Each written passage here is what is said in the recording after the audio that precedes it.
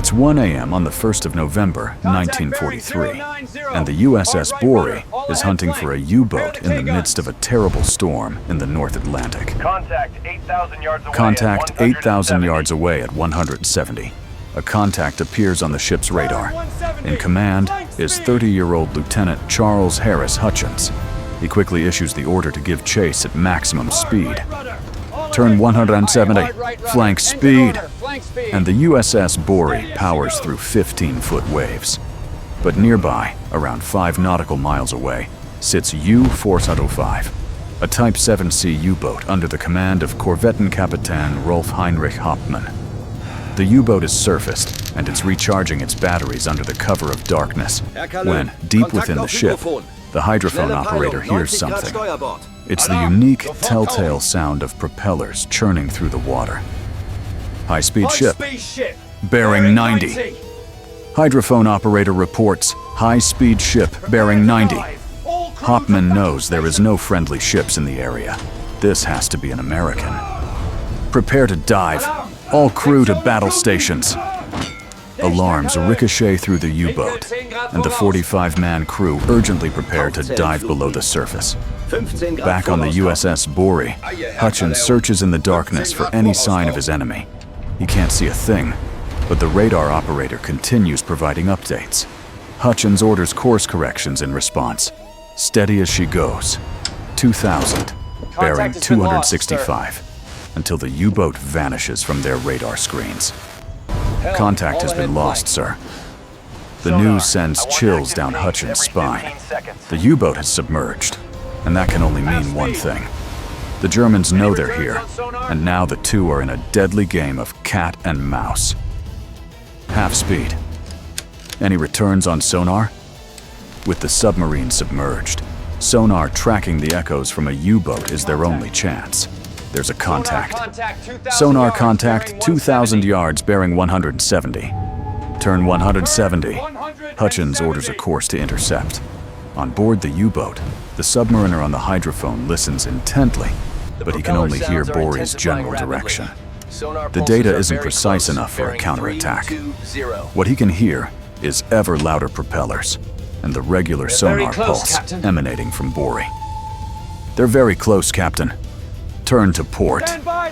Meanwhile, aboard the USS Borie, the sonar operators track the U-boat drifting into range. 600 yards. Prepare port launchers for depth charges. The crew move quickly. Left side depth charge racks clattering as they ready the release. Then, the sonar trace shifts abruptly. Contact has been lost. Sir, the U-boat has slipped directly beneath their keel. 500 yards. Now bearing starboard, drawing fast. Full to starboard. Hutchins orders a hard turn to pursue the target, swinging the rear of the ship towards the submarine to bring the depth charges to bear. 300 yards. Fire. The charges launch off with loud thunks, flying through the air and splashing into the sea right by the U-405's nose. The U-boat is rocked by the blasts. The shockwave punches the submarine's bow. Flooding in the bow, sir!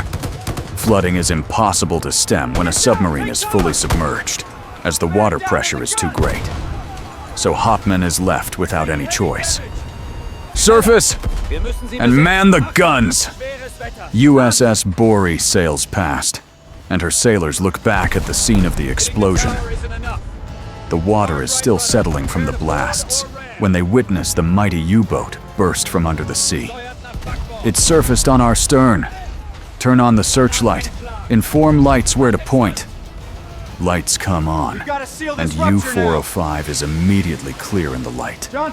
Dozens of Germans are pouring out of the hatches, and they rush to man their 20mm guns and open fire. The weapons come alive with loud bangs, sending shells streaking over the waves. The shells slam into the USS Borie's hull and litter the superstructure, sending American sailors diving for cover. On U-405, German sailors brave the heavy wind and waves. The Borie spotlight shines directly on their faces as they fire away with 20mm guns, but they know it's not enough. The German sailors scramble to ready their much more powerful AT-1 deck gun. Hutchins knows the danger and acts swiftly. All guns, local control, pointer fire. The guns open fire.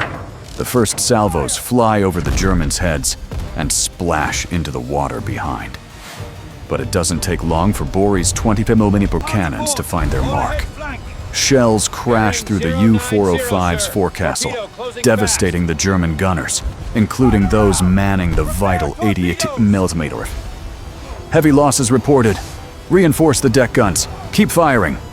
There's a stream of determined men, but they don't last. They fall in droves, sliding into the deep amid the fray. Brave men reach the 80-20 and try to aim, but when they look down the sights, they find themselves staring directly at a wall of 4-inch main guns aimed towards them. They're too late. The shells slam directly into the forecastle in a brutal strike. When the smoke clears, U-405's 82mm gun and its valiant crew are gone. Borie continues its wide about turn while pummeling the enemy without relent. But it's not enough. Hutchins knows conning tower hits will never sink it. He needs to deal a fatal blow. Ram it! The helmsman steers the ship towards the target as Hutchins warns the crew. Stand by for a ram! Stand by for a ram! All hands brace as the ship barrels down towards the sub at 27 knots. USS Borie crashes directly into the side of U-405, which buckles her bow. Deep inside Borie, Chief Engineer Kenneth Miles Lucas sees torrents of water gushing from the fissures. Get me the repair team. Over in U-405, Hauptmann stumbles to his feet and orders. Attack! German sailors charge out of the hatches, and a massive firefight breaks out on both decks. Borie's sailors have Tommy guns, pistols, and rifles, but the rest fight with whatever they can find. Flare pistols, shell casings, entire misfired shells, and even kitchen knives are fair tools in this chaos. The Germans fight back as best they can, but the Americans have cover and the advantage of elevation. The U-boat's deck grants no cover, and its last defenders don't stand a chance. The U-405 incredibly is still afloat and functional, but the crew is devastated, and they've lost all their weapons, except the torpedoes. Full back, hard to port. U-405 pulls with all its power in an attempt to slip from Borie's grasp. The Americans watch as the U-405 starts to move underneath them, but not everything is going the Americans' way. Deep in the engine compartment, engineers attempt speedy repairs as the water quickly rises. Lucas and his men continue to work the turbines, battling through the water. The ship moves forward, now laden with hundreds of tons of water filling up its hull. Borie's gunners continue to fire, but they can't strike a final blow. Prepare torpedoes! One of USS Borie's triple torpedo mounts stirs to life and aims its payload towards the target. Fire! A torpedo blasts out to sea and tears a path towards the enemy, but misses. Hauptmann is in a terrible position. The ship's managing, but only 15 of its 45-man crew remain. Heinrich orders a Hail Mary. Turn around. Prepare torpedoes. On the USS Borie, the men see the U-405 turning around to attack. Hutchins, though, has a plan. Disable the searchlight. The light that had been so crucial to land accurate gunfire goes dark. The men aboard the U-405 see the light go out. Hauptmann is surprised. This is their chance to escape.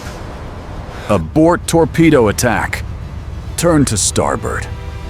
But USS Borie's radar never lost sight of the submarine, and Hutchins' plan has worked. Enable the searchlight. The lights come back on, revealing U-405 immediately in front. Ram it! Without hesitation, the helmsman turns towards the submarine, aiming for a direct hit. Hi, I am David Webb, the narrator of this film, and the head of YarnHub. If you think films like this are important, and you would like to invest in YarnHub as a video producer, and also with our move into gaming, you can now buy shares in our company. Please click the link in the description for the full details. on how almost you there. can own a piece of our company and share in our future. Hoffman sees it coming and orders evasive maneuvers. U-405 makes a nimble turn to sneak past USS Borie's starboard side, but Hutchins won't let it go that easily. Hard to starboard! The whole ship trembles as it strains through the maneuver, stern swinging out towards the enemy and bringing depth charges into range. Fire depth charges! The canisters fly off the mounts and splash perfectly around the enemy ship. The explosions send U-405 into a tumble. Its hull is now breached beyond repair. There's silence across the water until the Germans fire out flares from their stricken U-boat. It's a signal to surrender. Moments later, 15 survivors and their captain make their way out and board life rafts. USS Borie inches close to the stricken men, seeing what they can do to help in the heaving waves. But a lookout shouts to announce a flare in the distance, shortly followed by an incoming torpedo. Flare astern! Torpedo in the water! They assume it's another German submarine. Hutchins immediately orders Borie to turn the stern towards the incoming torpedo to show a thin profile, but that also sends Borie straight into the German life rafts. The Borie's crew are forced to abandon the German survivors who await rescue. That rescue would never come, and the men of U-405 were all lost to the Atlantic. USS Borie wins the engagement, but is still mortally wounded. The flooding cannot be stopped. Lucas and his men continue operating the engines, even as they have to dive to reach the valves. Eventually, they evacuate through the roof hatch. The crew abandoned ship.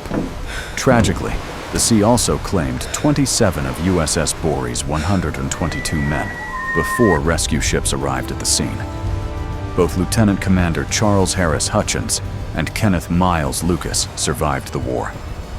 Hutchins would be awarded the Navy Cross for his actions. Those Japanese are up to something at Midway. What would their perspective look like? Watch this film and find out.